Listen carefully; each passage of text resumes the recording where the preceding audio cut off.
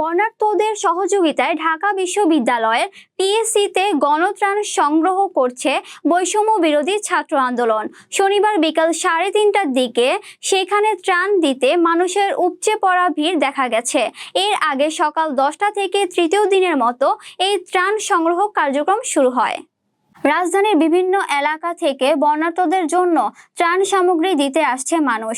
নগদ অর্থের পাশাপাশি শুকনো খাবার সহ যে যা পারছে ত্রাণ সামগ্রী দিচ্ছেন। সামর্থ্য অনুযায়ী সেখানে সব শ্রেণী পেশার মানুষকে ত্রাণ দিতে দেখা গেছে। এছাড়া রাজধানীর বিভিন্ন এলাকা থেকে গাড়ি ভর্তি ত্রাণ সামগ্রী টিএসসিতে আসতে দেখা গেছে।